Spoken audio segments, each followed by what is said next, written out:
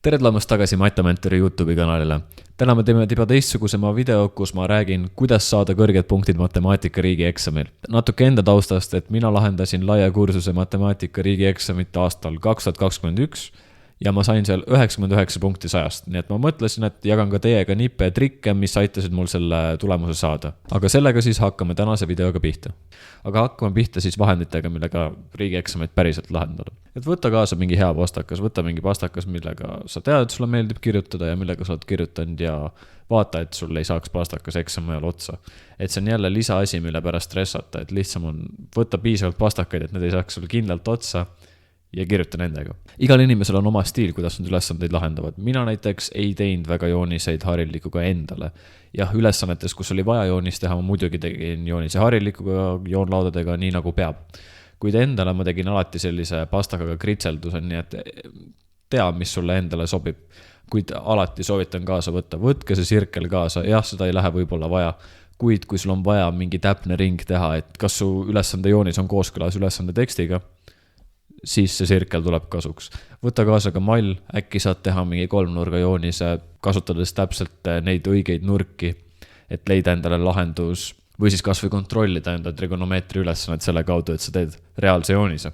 Ehk jah, tea ennast, võta kaasa enda harilikud, kustukumm, joonlauad ja nii edasi. Mis veel on väga oluline, kindlasti kalkulaator.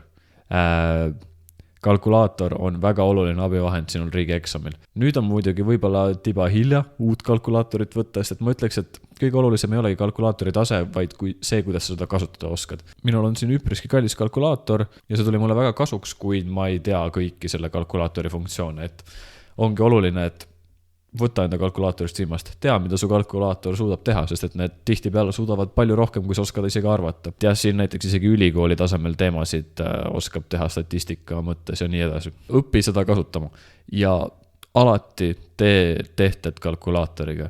Sest et kui sa teed peast, võib-olla sa arvutasid ühe numbriga mööda ja sul tuleb vale vastus selle pärast või siis kõik ülesanne läheb nihkesse.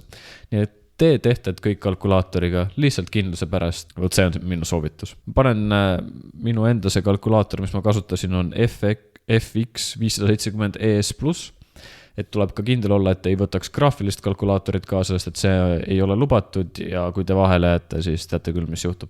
Nii, enne eksamit, mida siis teha?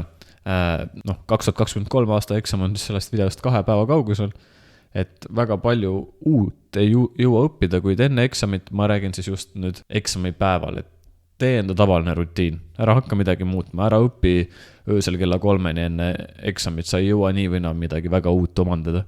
Mine normaalsel ajal magama, võib-olla kui pinge on üleval ei saa isegi magada, ürita lihtsalt rahulikult magada, ärka hommikul üles, tea enda keha. Mina tean näiteks, et kui ma olen närviline, ma ei tohi kofeiini tarbida, see muudab mind veel rohkem närvilisemaks. Tea ennast, tea, kuidas sa suudad enda kehast viimast võtta, tea, kuidas sa suudad olla kõige rohkem valmis riigieksamiks. Et jah, et see võib olla pingeline, kuid matemaatika riigieksam ei ole nüüd ka kõige olulisem asi teie elu jooksul, et see ei ole nüüd kõige olulisem sündmus, et tulebki minna rahulikult. Riigieksam ka tiba testib seda, et kuidas te stressi all hakkama saate. Tihtipeale olen kuulnud lugusid inimestest, kes on väga targad niisama ülesandeid lahendades, kuid riigieksamil hakkama ei saa. Tuleb selle stressiga toime tulla, et proovige lihtsalt rahulikult võtta seda päeva, tehke nii, nagu te alati teete ja minge lahendage seda eksam ära. Räägime nüüd, kuidas käituda riigieksamil ja ma räägin nüüd enda nipid ja nõuanded, kuidas ma riigieksamil üldse ülesandeid lahendasin. Riigieksam on siis 4,5 tundi pikk, 2 tundi on esimene osa, 2,5 tundi on teine osa ja seal vahepeal on väike paus. Et esimeses osas on siis tiba lihtsamad ülesanded, annavad vähem punkte ja neid on palju kiirem lahendada. Mis mina ütleks eksamil?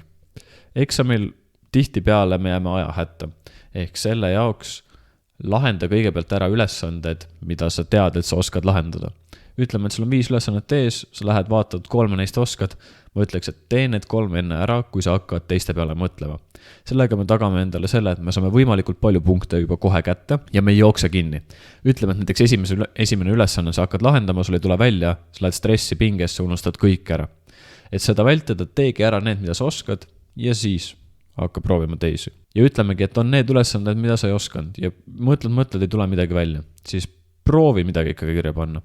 Et jah, ma ei ütle, et sa peaksid kõik valemid, mis sa tead, sinna paberilehele kirjutama, vaid lihtsalt ürita seda lahendada, jah, kui sa lahendad mööda, vastus ei pruugi olla õige, kuid äkki sa saad punkti lahenduskäigu eest, selle eest, et nad näevad, et sa oled midagi mõtlenud, nad näevad, et sa valdad mingit teadmist sellest teemast. Riigieksamil ma ütleks, et hästi oluline on ka, et sa pead õppima lahendama eksamit, mitte ülesandeid eraldi. Et jah, et muidugi on oluline teada ka ülesande lahendusi, kuid ma soovitan kõigil riigieksami tegijatel võtta Harno lehelt lahti riigieksami hindamisjuhend ja vastavustabel ja vaadata, mida nad päriselt sul hindavad seal. Et vaatagi mingi riigieksam, mida sa oled ise lahendanud läbi ja vaata, kas sa oleks saanud kõik need punktid sealt. Sa pead kindlasti teadma, et mis ülesannetel tuleb teha kontroll ja millal mitte. Igal ülesandel, kui saab, ma soovitan teha kontrolli. Isegi kui kontroll pole nõutud, ma soovitan teha, sest et siis sa saad teada, et kas sul on õige vastus või ei ole. Kas sa oled kuskil vea teinud või ei ole. Kindlasti need ülesanded, kus kontroll on nõutud, te peate kontrolli tegema ja need on kindlad ülesanded tüübid, mida peab lihtsalt teadma. Räägime ühest asjast ka, mis ma olen veel kuulnud, mida inimesed on vigadena teinud. Tuleb enda valemeid teada. Jah, need valemeid on raske võib-olla meelde jätta tihti peale, kuid neid peab teadma. Ja neid õpib kõige paremini siis lihtsalt ülesandeid lahendades. Ma tean, et praegu ei ole enam väga palju jäänud, kuid ikkagi proovige enda valemid selgeks saada, sest mõned ülesanded nõuavad eelteadmiseks valemit ja neid valemeid ei saa tihti peale tuletada. Ja üks asi, mida ma kindlasti soovitaksin, on kirjuta ruutvõrrandi valem täies pikkuses välja. Et ma tean, et paljud teist kasutavad veetiteoreemiast, et see on tihti peale kiirem, kuid riigieksamil ma soovitan vigade vältimiseks kasutage lihtsalt seda valemit. Ma panen selle valemi kuskile siia, et te näeksite, et kasuta seda valemit lihtsalt. Ma ütlen, see on kindlasti palju kindlam ja turvalisem viis, et lahendada sul ruutvõrrandit. Ja viimase nipina ma ütleks, et jälgi aega. Vaata, palju sul on aega jäänud. Ma ei ütle, et te peaksite nüüd välja arutama, et okei, mul on 7 ülesannet jäänud ja mul on 2 tundi, et 120 minutit jagatud 7 ja nii edasi, et see on absurdsus, seda ei ole mõtet teha. Kuid ikkagi, et tea, et kui sul on 5 ülesannet teha ja sul on ainult 40 minutit jäänud, sa tead, et midagi valesti, et sa pead kuskilt nüüd kiirendama ja suutma mingid punktid kätte saada. Et meie eesmärk on ikkagi riigieksamil võimalikult palju punkte saada ja punkte saab siis, kui me lahendame ülesanded õigesti. Kui me jätame need üldse lahendamata, me ei saa ju mitte midagi. Nii et kindlasti ürita midagi kirja panna. Ja riigieksamite juures lahendamisel, mis ma veel ütleks, et on väga oluline asi on see, et ürita vältida mingeid lolle vigu. Ainuke punkt, mis ma kaotasin riigieksamil oli sellepärast, et ma võtsin, et aprillis on 31 päeva, kuigi tegelikult on 30. Ja ma tean, et aprillis on 30 päeva, kuid lihtsalt sellel hetkel ma ei mõelnud, ma mõtlesin, et okei, 1 kuu, 31 päeva, las ta olla. Ja see oli ainuke asi, mis oli minu ja 100 punkti vahel. Et ei ole hullu absoluutselt, aga lihtsalt, et üritage vältida mingeid rumalaid vigu, mis lihtsalt kaotavad teile punkte. Ja nüüd meil on riigieksam tehtud, lõpuks ometi kõik see pingutus ja kõik on läbi saanud. Mine võta endale natuke aega. See 4,5 tundi puhast matemaatika lahendamist on väga kurnav. Ja peale eksamit tihti peale inimesed tunnevad ennast, et nad on täiesti läbi. Ja see on okei, sa oled teinud rasket tööd 4,5 tundi järjest. No seal oli küll väike paus vahel, aga ikkagi. Võta endale aega, puhka, kuid ma soovitan ikkagi pidada meeles mingid vastused, et teada saada, et kas sul on eksam korrektselt hinnatud, et mina ei tea kahjuks kedagi, kes oleks appelleerinud enda tulemust, kuid kui sa eeldad, et sa saad riigieksamil 90 punkti ja sul tulemus näitab 20, siis ma kindlasti eeldan, et sa üritad appelleerida enda tulemust, et ma ise küll ei oska selle koha pealt mingit soovitust anda, kuid pea meeles, et tea umbes palju sa loodad saada sealt riigieksamelt, et kui see tulemus päriselt tuleb, siis sa ei oleks üllatunud. Aga aitäh, et vaatasite, et see on natuke uus video, et ma ei ole sellist videot varem proovinud. Ma loodan, et teil kõigil läheb matemaatikaeksamil väga hästi ja andke kindlasti mulle teada, kuidas teil läks lõpuks eksamil. Ja kohe, kui siis Harno paneb välja 2023 materjalid, ma üritan ka selle eksami ära lahendada, siis saate näiteks vaadata, et kuidas mina tegin neid ülesandeid ja kuidas teil läks. Aga sellega olge mõnusad, ära stressa.